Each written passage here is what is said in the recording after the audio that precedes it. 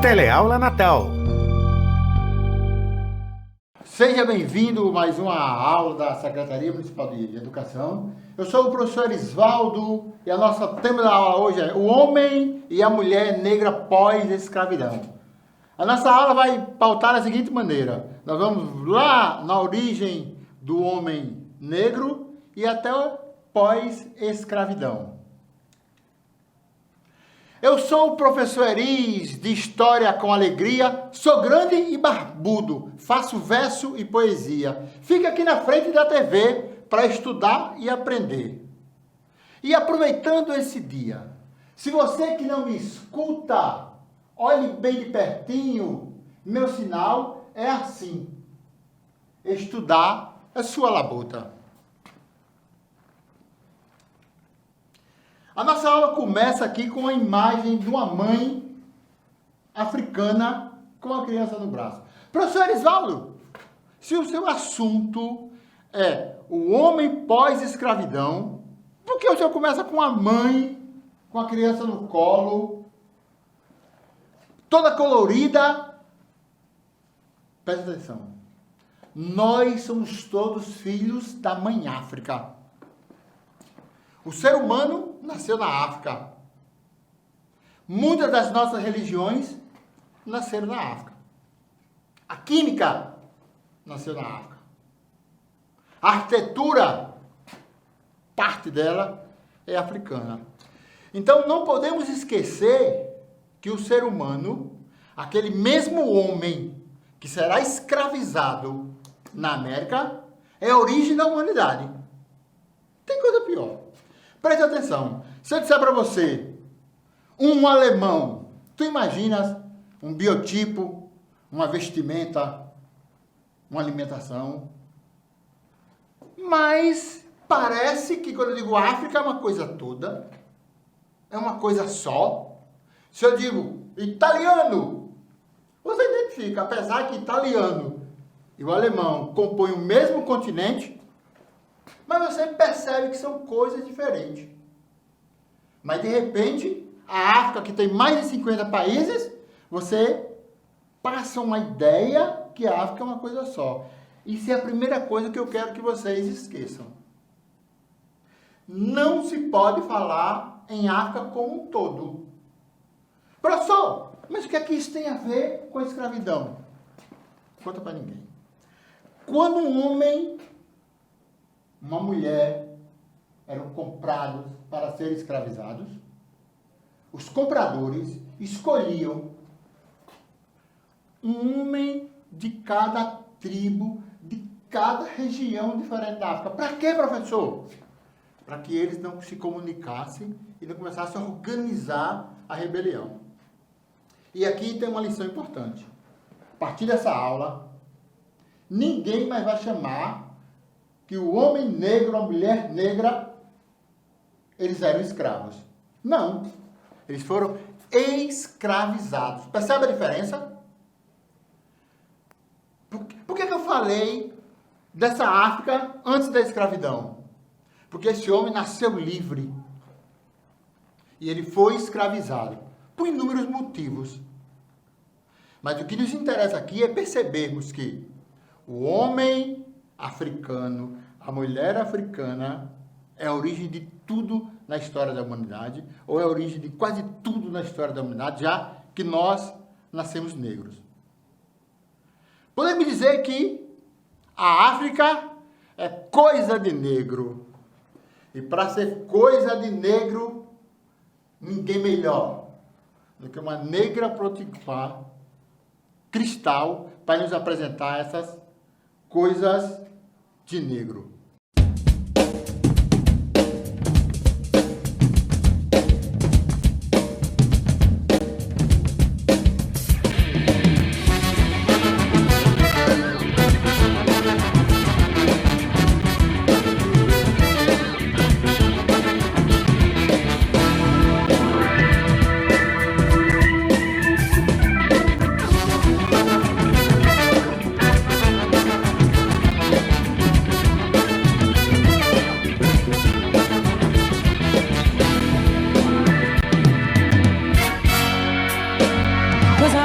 todo mundo tem.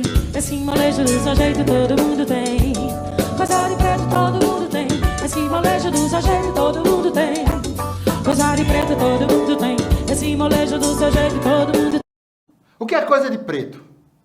Coisa de preto são as pirâmides do Egito. Coisa de preto é o homem mais poderoso da história da humanidade, o faraó. Sim, o faraó era negro. Não podia ser tocado, ninguém podia vê-lo. Era tratado como um deus e era negro. Faraó branco, só no cinema. Coisa de preto é a química. Coisa de preto é a engenharia. Coisa de preto é a arte de cartola. É o samba, é o maracatu. Coisa de preto é o reggae. Coisa de preto é a bela arte de Cristal. Volta, Cristal. Coisa de preto todo mundo tem. Esse molejo do seu jeito todo mundo tem. Sangue de preto tem seu pai, tem sua mãe, tem o bonito e o bacana, tem o feio e o fuleiro. Coisa de preto é um passado de sofrência, um futuro de esperança que virou um samba enredo. Coisa de preto é o mundo inteiro, o tempo todo no chamego, o pensamento e o tempero. O cheiro lance no cabelo, balanço, canto triste dos porões de um negreiro. E todo mundo tem esse molejo do seu jeito, todo mundo tem. Ha! Coisa de preto todo mundo tem, esse molejo do seu jeito todo. E no Rio Grande do Norte, o que é coisa de preto? Coisa de preto no Rio Grande do Norte é a arte de blackout. Com seu poema eletrizando a nossa mente. Coisa de preto no Rio Grande do Norte é a arte que parece bagunçada, psicodélica de Bianô Paulino.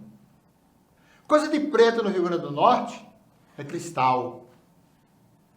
Coisa de preto aqui no Rio Grande do Norte é Chico Daniel. Um homem analfabeto encantando os palcos desse país com sua arte. Coisa de preto é Dona Militana. Coisa de preto no Rio Grande do Norte é Alberi, jogador do ABC, do América. Coisa de preto é Ivan, lateral direito do América, correndo suavemente pelos campos. Coisa de preto é Cristal. Ouviremos Cristal. Coisa de preto todo mundo tem, esse molejo do seu jeito todo mundo tem. Coisa de preto todo mundo tem, esse molejo do seu jeito todo mundo tem. Eu vou fazer uma embolada, um samba, um maracatu, tudo bem. Envenenado, bom pra mim, bom pra tu, pra gente sair da lama e enfrentar os urubus. Eu vou fazer uma embolada, um samba, um maracatu, tudo bem. Envenenado, bom pra mim, bom pra tu, pra gente sair da lama e enfrentar os urubus.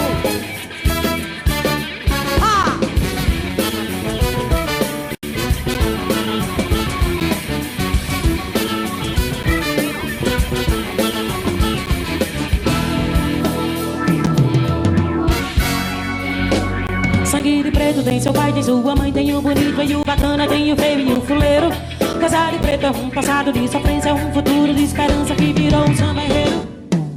Coisa de preto é o mundo inteiro, o tempo todo no chamego, o pensamento e o tempero. E para você, aluno que me assiste, o que é coisa de preto? O que é que você tem que é coisa de preto? Que experiência você tem com coisa de preto? Que arte você pratica que é coisa de preto? Não esqueça que a capoeira é coisa de preto, que o rap é coisa de preto, que o samba é coisa de preto. Falando em samba, coisa de preto é o samba de Melé, lá das Rocas. Coisa de preto é a nossa culinária. E falando em culinária, eu lembro de Dona Lourdes, da Ridinha, que nos recebia com a bela culinária. Coisa de preto. Aquela beleza e aquela suavidade e aquele carinho recheado com dendê. Mas coisa de preto tem coisa melhor. Coisa de preto é a beleza de Romilda, que, caminhando, encantou minha paixão adolescente. Obrigado, Cristal, por essa participação. Obrigado, Cristal, por ser coisa de preto. Volta, Cristal. Puxa o lance no cabelo, balanço, canto triste dos porões de um negreiro. E todo mundo tem esse molejo do seu jeito, todo mundo tem. Casar de preto todo mundo tem, esse molejo do seu jeito todo mundo tem. Casar de preto todo mundo tem, esse molejo do seu jeito todo mundo tem. Casar de preto todo mundo tem, esse molejo do seu jeito todo mundo tem. E eu vou fazer uma embolada, samba, um maracatu, tudo bem envenenado, bom pra mim, bom pra tu, pra gente sair da lama e enfrentar os urubu. Eu vou fazer uma embolada, samba, um maracatu, tudo bem envenenado, bom pra mim, bom pra tu, pra gente sair da lama e enfrentar os urubu. Eu vou fazer uma embolada, samba, um maracatu, tudo bem envenenado, bom pra mim, bom pra tu, pra gente sair da lama e enfrentar os urubu. Eu vou fazer uma embolada, samba, um maracatu, tudo bem envenenado, bom pra mim, bom pra tu, pra gente sair da lama e enfrentar os urubu. Queria aproveitar esse momento para fazer um agradecimento à nossa amiga Cristal por ter autorizado o uso desse vídeo. Obrigado, Cristal. Você é coisa de preto que faz parte da cultura do Rio Grande do Norte e desse país. Obrigado. O nosso próximo passo aqui é naturalização da desigualdade. O que é isso? Eu quero que vocês percebam que na história do Brasil parece que homens, mulheres e crianças serem escravizados era uma coisa normal. Não esqueçamos que a lei brasileira autorizava a escravidão. Não esqueçamos que as religiões autorizaram a escravidão. Durante muito tempo, durante mais de 300 anos, as religiões ficaram discutindo se o homem negro tinha alma ou não tinha alma. Enquanto esse debate ocorria, homens e mulheres eram escravizados. Não conta para ninguém, mas os deuses negros estavam num estágio muito parecido com os deuses cristãos. Ou seja, como é que eu posso explicar isso? Querer que um homem negro abandonasse a sua fé e aceitasse o cristianismo era difícil para ele. Por quê? Porque a sua religião tem uma estrutura consolidada. Não estou dizendo aqui que uma religião é melhor do que a outra. Eu estou dizendo que a religião do homem negro era tão consolidada na cultura africana, da mesma maneira que a religião cristã estava consolidada na religião, na sociedade europeia. Então, a religião europeia, o cristianismo, era uma religião consolidada e as religiões africanas já eram consolidadas. Então, esse conflito era um conflito religioso.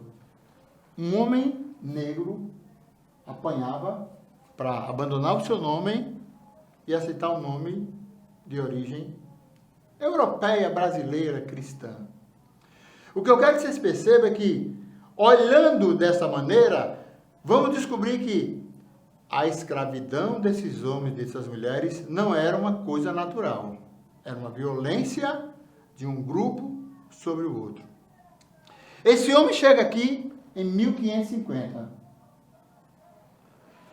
E durante mais de 300 anos, esses homens foram escravizados. Essa parte é triste. Segredo. Matar um homem negro não era crime, não era pecado. Professor, por que não era crime? Porque ele não tinha cidadania. Se você chegar em casa agora, num ato de loucura, quebrar o teu telefone ou chutar a geladeira, alguém nesse país vai ser preso porque quebrou o telefone e chutou a sua geladeira? Claro que não. O telefone e a geladeira são duas propriedades. Pronto, tá aí. Um homem negro escravizado no Brasil era uma propriedade. Como era uma propriedade, não era crime agredi-lo. Se eu estou chutando a minha geladeira, eu não posso ser condenado por isso. Como um homem negro era uma propriedade, não podia ser. Aquele que eu agredia não podia ser condenado por isso. Como a igreja discutia se esse homem tinha ou não tinha alma, então a religião também, no princípio, não entra em defesa desse homem negro. Tem coisa pior. Eu disse no início da aula que quando o cara comprava pessoas para escravizar, escolhia pessoas de idioma diferente para evitar que eles conversassem e organizassem a luta. Não conta para ninguém. Normalmente, esse homem comprava uma garota de 15, 16 anos para isso mesmo, para fornicar. Ou seja, as mulheres negras no Brasil, além da violência da escravidão, sofreram violência sexual. Professor, por que você está dizendo isso?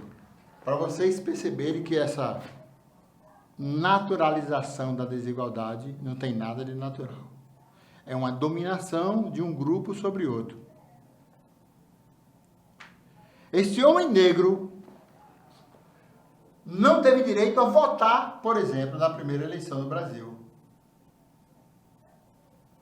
Esse homem negro não tinha direito à terra. Quantos homens negros foram perseguidos por causa da capoeira? Outros foram perseguidos por causa da sua religião.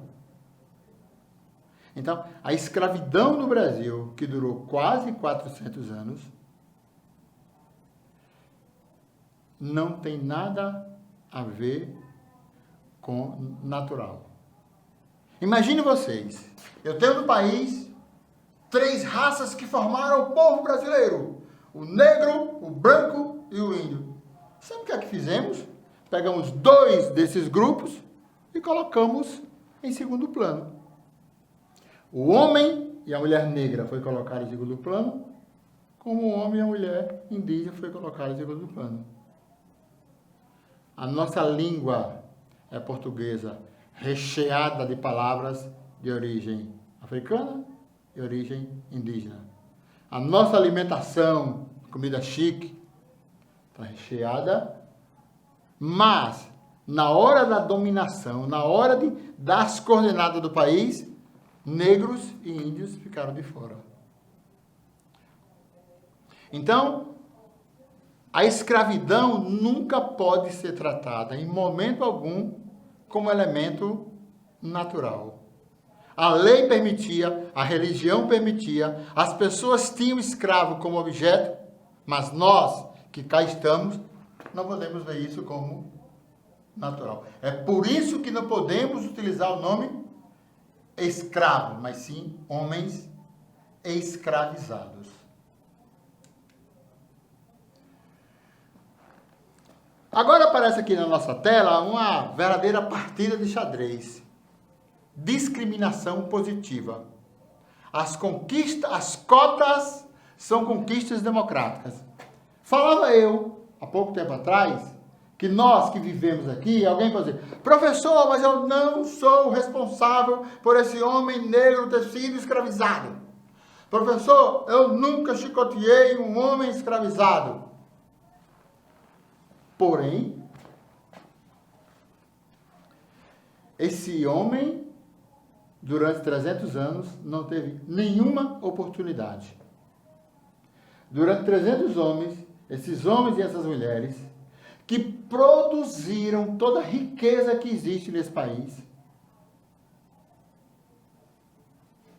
os palácios chiques, foram feitos por braços escravos.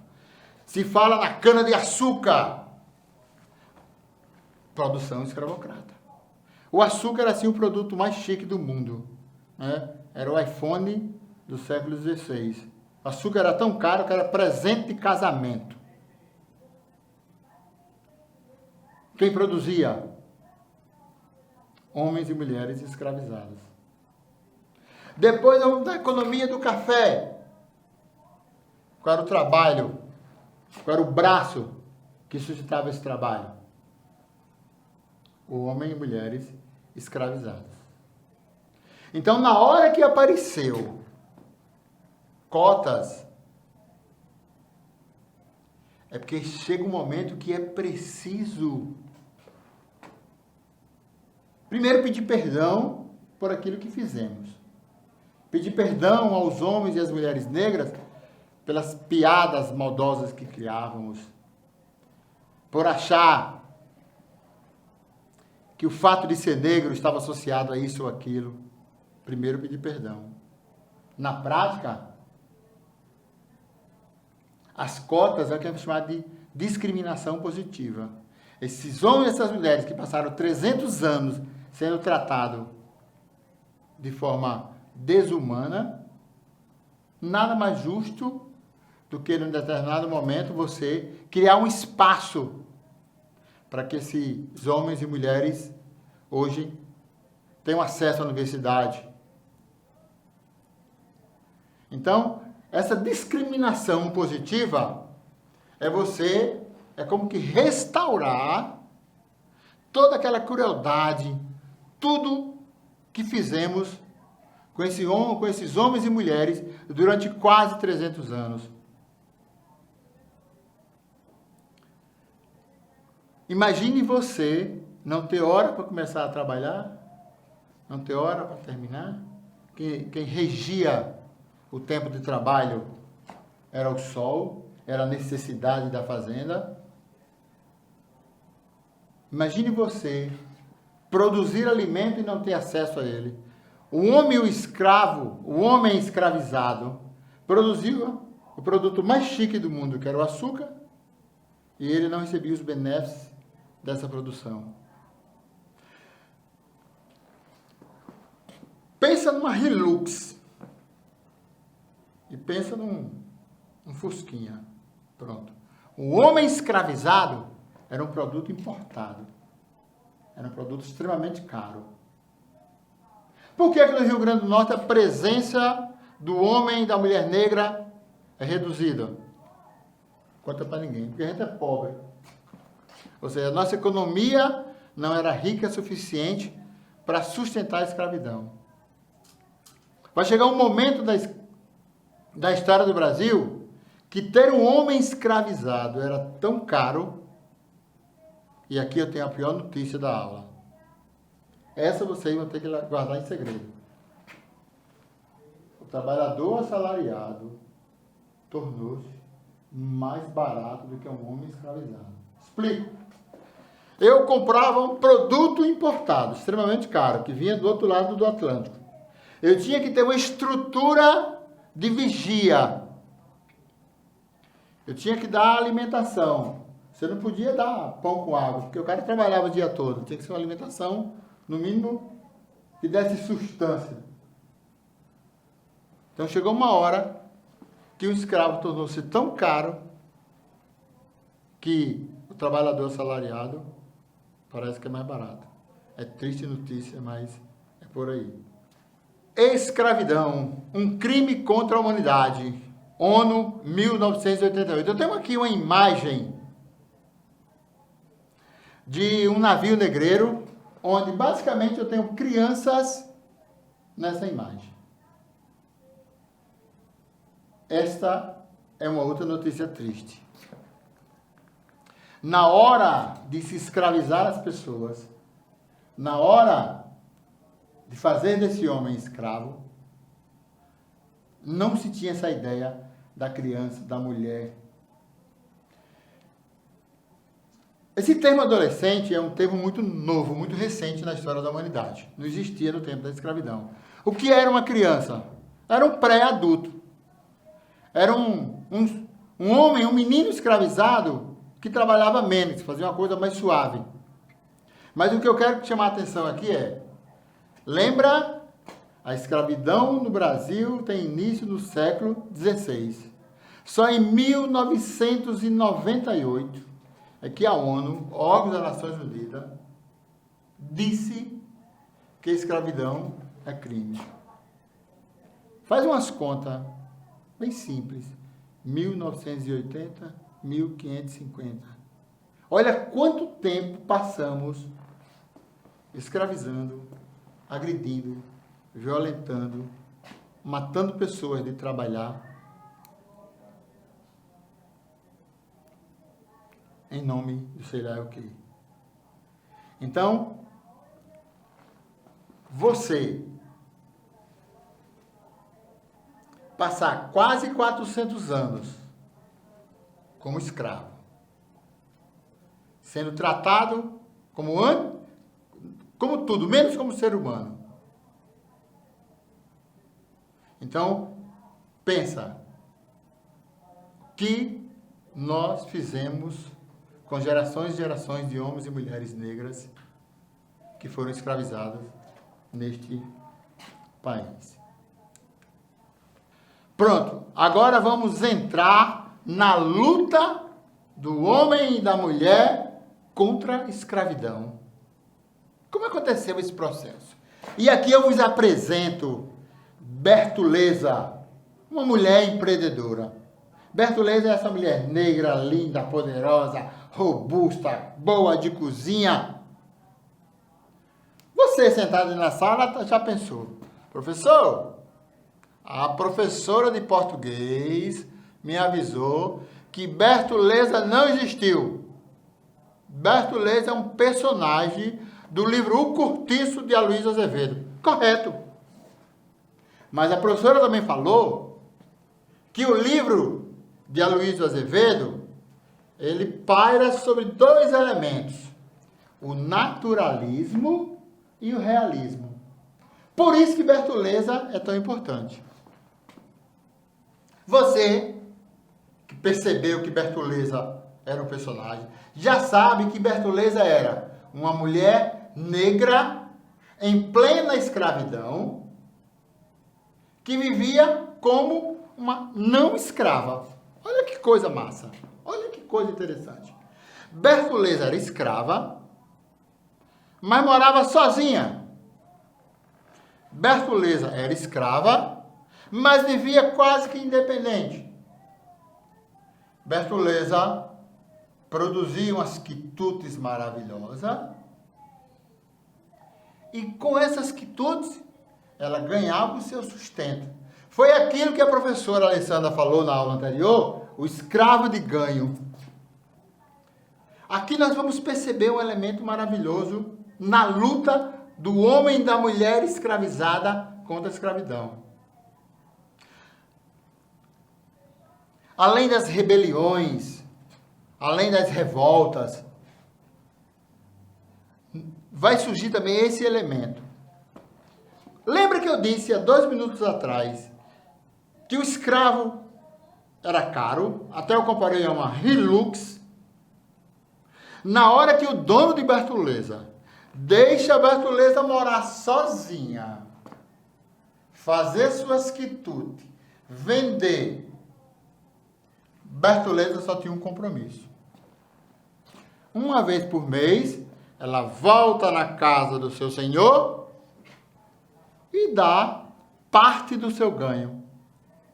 Então, Bertoleza virou esse elemento de transição do escravo para não escravo. Ou seja, em plena escravidão, Bertoleza vive como não escrava.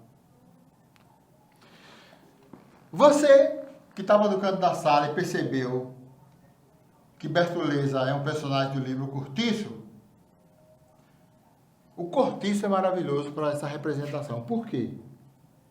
O que é o cortiço? Um espaço coletivo. Não só Bertoleza, mas inúmeras pessoas escravizadas que viviam naquele momento, viviam assim. Moravam longe do seu proprietário, tinha alguma atividade que lhe rendia um determinado valor e ele repassava. E o cortiço era o lugar em que agregava essas pessoas. Vá lá no livro, leia o cortiço. Você vê que inúmeras pessoas das mais diversas profissões viviam harmoniosamente em plena escravidão, sendo escravo, mas não tinha uma vida de escravo. não tinha mais o açoite, tinham independência de circulação. E Bertoleza é essa representação maravilhosa. Mas Bertoleza faz uma besteira. Bertoleza era mulher negra escravizada. Começa a juntar um dinheiro para comprar sua alforria. Olha aí, muitos homens que saíram da escravidão para a liberdade compraram sua alforria com esse trabalho de ganho. Só que Bertoleza guardava o dinheiro no lugar fácil e a bichinha foi roubada. A Bertoleza fez uma besteira. Bertoleza se apaixonou pelo homem branco. Que aqui aparece um outro elemento importante nesse processo, que é essa relação afetuosa entre mulher negra e o homem branco. Como eu disse a vocês, Bertoleza fez a besteira de se apaixonar. E aquele homem, ela começou a pegar o dinheiro que ela guardava embaixo do colchão e dar para esse homem. Esse homem vai, não compra a alforria de Bertoleza, mas falsifica um papel, que é um outro elemento que nós vamos encontrar. Inúmeros homens e mulheres que viviam na escravidão foram ludibriados, foram enganados por outros. Por quê? Normalmente esse homem escravizado não tinha acesso à leitura, não tinha acesso às instituições, ou seja, um homem negro, ele não podia sozinho ir comprar a sua alforria. Como eles eram escravizados, eles viviam sob a tutela do seu dono. Então, Bertoleza é nosso exemplo maior. Uma mulher escravizada que em plena escravidão, vivia como não escrava e juntava algum dinheiro para comprar sua alforria. E o espaço que esses homens e mulheres viviam era chamado de cortiço, que na nossa cultura tem um tom pejorativo, que era um espaço quase que coletivo. Democracia racial e a dominação branca.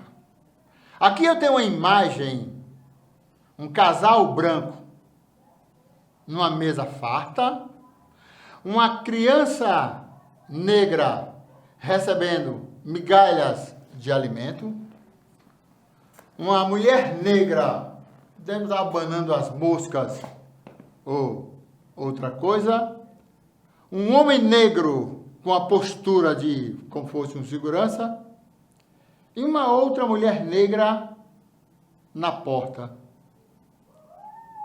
Olhando esse quadro, parece que esse grupo vive em harmonia. Quem criou essa ideia? Que negros e brancos viviam em harmonia? Foi um livro, Casa Grande e Senzala, de Gilberto Freire. Um livro recente, 1933. Gilberto Freire criou a ideia de uma democracia racial. Imagine você. Você mora num ambiente que você não faz nada além de trabalhar. Já é muita coisa. Que você dorme trancafiado. Qualquer erro que você venha cometer, você será punido. Você não tem liberdade de escolher por quem vai se apaixonar. Você não tem direito a praticamente nada. Como é que eu posso dizer que homens e mulheres viviam em harmonia? O que aconteceu no Brasil é mais ou menos assim. Gilberto Freire criou essa ideia que o branco brasileiro, dono do escravo, era bondoso, caridoso. Parece até que as pessoas que eram escravizadas aceitavam a escravidão, que isso não é verdade. Em momento algum, o homem e a mulher escravizados aceitaram a escravidão. Sempre lutaram contra essa dominação, das mais diversas formas. O problema é que criou-se no Brasil uma ideia de que lugar do branco é lugar de dominação, é lugar daquele que pensa, é lugar do homem negro, é o lugar do trabalho. Na nossa sociedade, infelizmente, coube ao homem negro e à mulher negra apenas o trabalho braçal. Coube ao homem branco a dominação intelectual, os espaços de poder, os espaços da política. Aí eu pergunto a você, quantos professores negros você tem? Quantos médicos negros tem no seu posto de saúde? Na sua igreja? Quantos padres brancos rezam? Quantos padres negros rezam as missas? Seu pastor é negro? Então, ou seja, a democracia racial criada por Casagrande e Senzala só existe na literatura. Se você chegar numa escola de elite desse país, quantos meninos negros vão estar em sala de aula? Quantas mulheres negras são estrelas da TV brasileira? Então perguntamos, que democracia racial é essa que lugar de negro, lugar de branco? Que democracia racial é essa que as universidades, depois da cota hoje, é bem menos, mas antes das cotas, as universidades eram repletas de homens brancos? Quantos prefeitos brancos e quantos prefeitos negros nas cidades brasileiras? Quantos presidentes negros tivemos? Percebe que essa imagem de que o Brasil, homens negros e homens brancos, mulheres negras e mulheres brancas, viviam harmoniosamente, não é muito verdadeira? A periferia, nas casas menos confortáveis, repletas de homens e mulheres negras. Nas mansões, no conforto, existe em grande quantidade, repletas de homens e mulheres brancas. Então eu quero que vocês percebam, olhem, quando terminar essa aula, põe o pé no meio da rua e olhe ao redor, na sua comunidade, e vê se a sua comunidade é repleta de homens negros ou de homens brancos. Você mora na periferia? Homens e mulheres negras. Você mora nos condomínios chiques? Homens e mulheres brancas. Então, a ideia de uma sociedade onde mulheres negras e brancos viviam harmoniosamente é pura fantasia. Se dizia no Brasil que branca para casar, negra para trabalhar. Eu tenho aqui agora, a minha cor é a minha fé. É uma imagem do Alto da Compadecida, onde o autor Maurício Gonçalves aparece como Jesus negro. Ariano Suassuna, na sua genialidade, né, na ousadia que só a arte nos permite, colocou um Jesus negro. Foi um espanto, foi uma coisa que chocou no momento, na primeira vez que essa peça foi montada. Essa imagem é do cinema. Aí eu pergunto, que cor é a tua fé? O Jesus que nós adoramos, ele chegou à América via Europa. Então, Jesus que chegou para a gente parece mais um Deus grego. Mas, Jesus nasceu na região da Ásia Menor, né? Seria branco? A nossa fé, o cristianismo, ela é branca. Porque os seus líderes são brancos. Deus nos apresentaram como homem branco. Jesus como homem branco. Mas, qual a cor da tua fé? Só queria lembrar que o homem negro, a mulher negra, no Brasil da escravidão, esses homens e essas mulheres não tinham direito de propagar a sua fé. Esses homens e essas mulheres eram proibidos de cultuarem seus deuses. Apesar que a nossa sociedade está repleta de elementos da religião afrodescendente. Pular aquelas ondas no final do ano, tá mais para Iemanjá, né? Cultura afrodescendente. Vestir branco, cultura afrodescendente. E a cultura e a sociedade nos causam assim, algumas peças maravilhosas. Nossa Senhora Aparecida, a padroeira do Brasil, é negra. Olha que coisa linda. Num país escravista, num país altamente preconceituoso como o nosso, Nossa Senhora se apresenta negra. Por isso que a minha fé tem cor. Nossa Senhora Aparecida é negra. Mas não podemos esquecer que o homem negro e a mulher negra nesse país, durante muito tempo, não tiveram o direito de cultuar a sua fé, cultuar os seus deuses. Eu trago aqui Vidas Negras Importam. Eu trago aqui uma imagem de um aluno meu, aluno nosso lá dos Guarapes, Giovanni Gabriel, 18 anos. Giovanni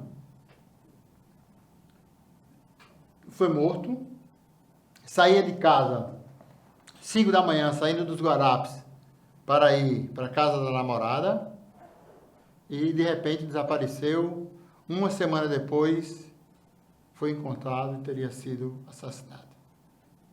Sabe qual foi o crime de Giovanni?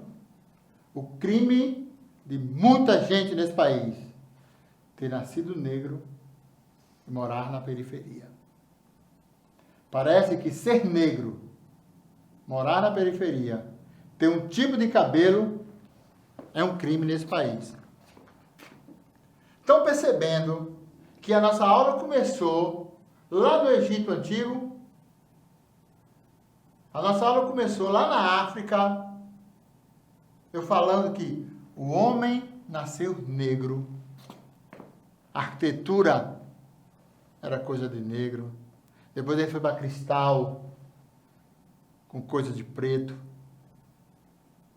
Passamos pelo início da escravidão. Passamos por homens e mulheres que lutaram das mais diversas formas para se libertarem da escravidão. Não foi uma lei que acabou com a escravidão, mas Giovanni, em pleno século XXI, Giovanni foi vítima único e exclusivamente por ser negro. Está lá nos relatos dos jornais. O homem que é acusado de ter atirado nele, disse, ele era negro, se parecia e tinha um corte de cabelo parecido com aquele que tinha cometido o crime. E aqui aparece uma coisa estranha. Parece que aquele que cometera o crime podia ser morto, porque era negro. Então, Giovanni sofreu, em pleno século XX, o preconceito e a violência que sofreram homens e mulheres durante dezenas e dezenas de anos. Lugar de negro, o lugar do negro e da negra é onde ele e ela quiserem. Nós estamos caminhando para o fim da nossa aula e eu queria aqui perguntar a vocês, você, menino e menina negra da periferia, aonde você quer chegar? Aonde você quiser. Você, menino e menina negra da periferia, qual é o seu lugar? É aonde você está. Esse é o seu espaço. Esse é o seu lugar. Lugar de negro e da negra é onde eles desejarem estar.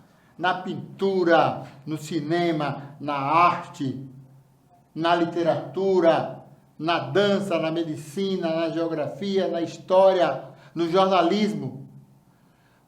Agora, cabe a vocês lutarem por esse espaço. Lembra que em momento algum aqui eu falei que foi a princesa Isabel ou qualquer outra pessoa que libertou os escravos? Em momento algum eu citei isso. Por que não? A liberdade do homem e da mulher negra foi uma conquista do homem e da mulher negra. Porque olhando as aulas de história, parece que não existiam escravos. Aparecem os escravos. Acabou a escravidão. Você, imagine, você acorda, teu pai diz, ô, meu jovem, venha cá. Doravante, és uma pessoa livre. Aí tu pergunta, aonde eu vou dormir? E o meu almoço? E aquela camiseta que eu queria que mamãe comprasse? E o dinheiro do transporte? Foi isso. Foi isso que aconteceu com a famosa Lei Áurea. Éramos escravos, de uma hora para outra, acabou a escravidão. Isso não é verdade. A liberdade dos homens e das mulheres foi uma conquista dos homens e das mulheres, nas suas mais diversas formas de luta. Da bravura de Dandara, do vigor de Zumbi, da esperteza desse ou daquele homem, do esforço excomunal trabalhando mais do que o que podia para comprar a alforria. Então eu queria acabar essa aula perguntando a vocês, para pensar, qual é o meu lugar enquanto menino negro, menina negra da periferia? Qual é o meu lugar nesse país que escravizou centenas ou até milhares de homens e mulheres negras? Seu lugar é onde você bem desejar. Não me foi obrigado nem pedido por favor, pela alegria com que faço, garanto que não tem dor. Esta aula na TV foi feita para você com salário e com amor.